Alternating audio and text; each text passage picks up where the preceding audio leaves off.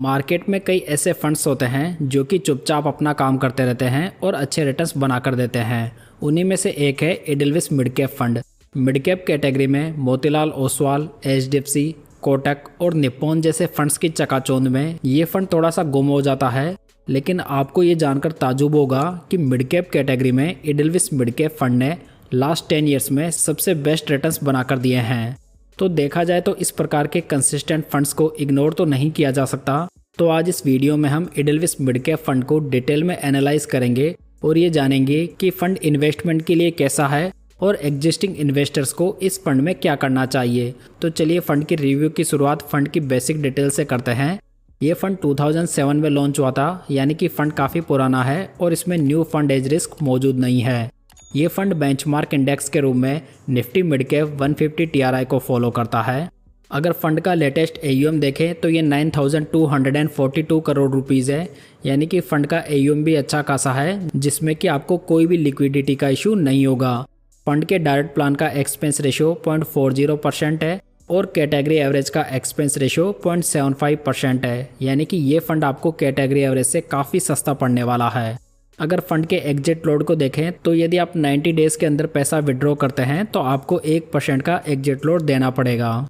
एडलविस के इस फंड को 2021 से मिस्टर त्रिदीप भट्टाचार्य और 2024 से मिस्टर ध्रुव भाटिया और राज कोराडिया मैनेज कर रहे हैं। तो इस स्कीम में 4 साल से एक ही फंड मैनेजर बने हुए हैं, जो कि फंड मैनेजर स्टेबिलिटी के हिसाब से ठीक माना जा सकता है। अगर फंड के 3 साल के रोलिंग रिटर्न्स को देखें और 1 साल के मिनिमम रिटर्न्स को देखें तो ये नेगेटिव में 1.04% है और मैक्सिमम ये 95.70% है, यानी कि फंड किसी भी एक साल में मैक्सिमम 1% से गिरा है और मैक्सिमम ये रिटर्न्स 95% है। तो यहाँ पर 1 साल में रिटर्न्स की रेंज काफ़ी बढ़िया है। अगर 3 साल के मिनिमम रिटर्न्स को देखें तो ये 19.97% है और मैक्सिमम ये 37.89% है। तो अगर देखा जाए तो 3 सालों के मिनिमम रिटर्न्स भी काफ़ी बढ़िया हैं और मैक्सिमम रिटर्न्स भी काफ़ी अच्छे माने जा सकते हैं। यदि एडलविस मिड कैप फंड में 5000 की मंथली एसआईपी 10 साल पहले स्टार्ट की गई होती तो आज हमारा टोटल इन्वेस्टमेंट 6 लाख रुपए का होता, जिसकी मैच्योरिटी वैल्यू 20,02,000 रुपीज़ होती और कैटेगरी एवरेज में 15,91,000 रुपीज़ की।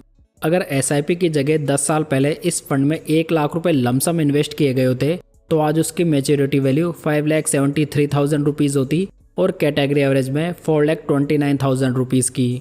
तो यहाँ पर फंड ने एसआईपी और लमसम दोनों के मामले में कैटेगरी एवरेज से बढ़िया रिटर्न्स बनाकर दिए हैं।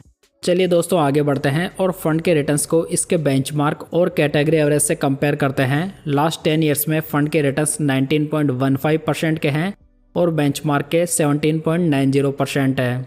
इन 10 सालों में फंड की रैंक 19 फंड्स में से फर्स्ट रही है। लास्ट 5 ईयर्स में फंड के रिटर्न्स 36.47% है और बेंचमार्क इंडेक्स के 34.18% है, जहां पर फंड की रैंक 25 फंड्स में से सेकंड रही है।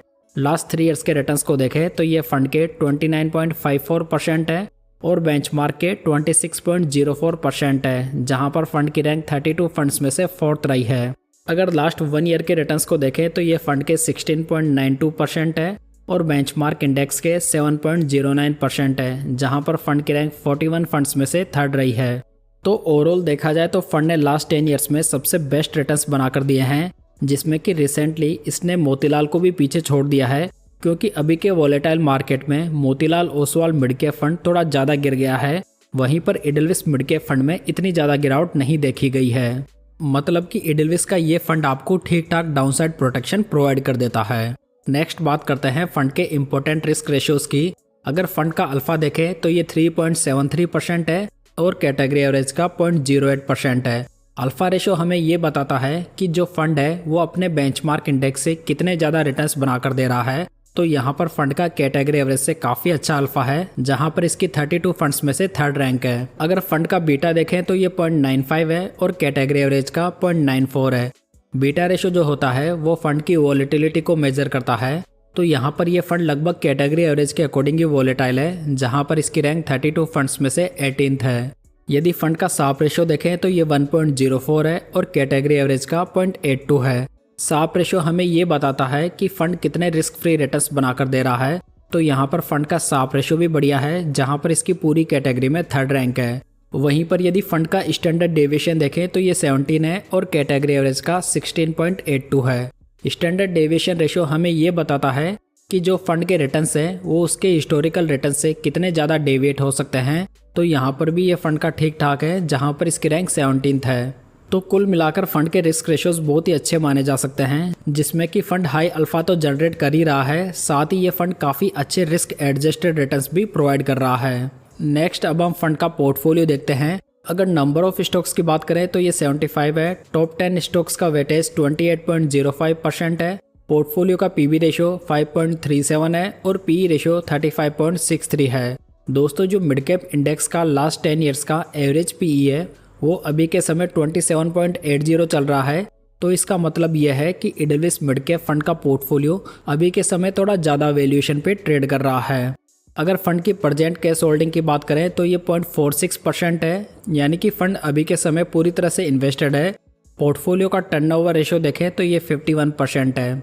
दोस्तों किसी फंड का टर्नओवर रेशियो हमें ये बताता है कि जो फंड मैनेजर है वो पोर्टफोलियो स्टॉक्स में एक साल में कितनी बार चेंजेस करता है। यदि ये चेंजेस कम हो तो ये पोर्टफोलियो स्टेबिलिटी के लिए बढ़िया माना जा सकता है।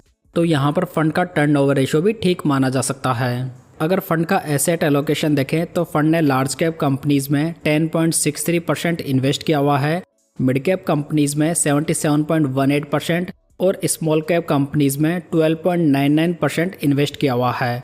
तो यहाँ पर जो फंड का एसेट एलोकेशन है वो लगभग कैटेगरी एवरेज के अकॉर्डिंग ही है, जो कि ओके कंसिडर किया जा सकता है।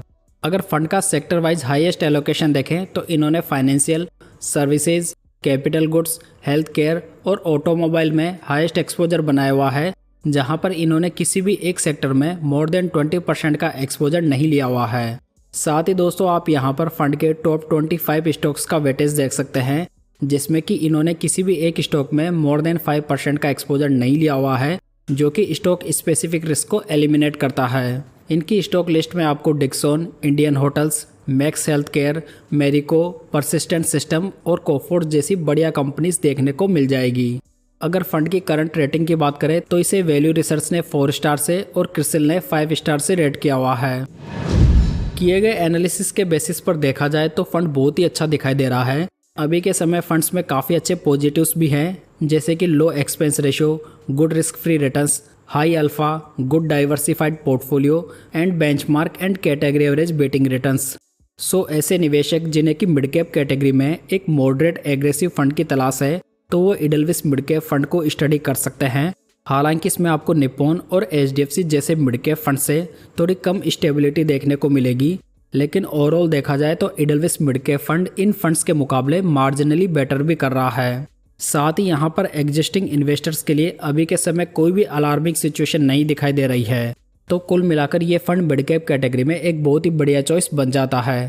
तो दोस्तों ये था एडेलविस मिड कैप फंड का डिटेल में रिव्यू। उम्मीद करता हूँ कि आपको पसंद आया होगा। वीडियो अच्छा लगा हो तो इसे लाइक, कमेंट और शेयर जरूर कीजिएगा। साथ ही इस चैनल को सब्सक्राइब जरूर कर लीजिएगा। तो चलिए दोस्तों फिर मिलते हैं किसी नई जानकारी के साथ।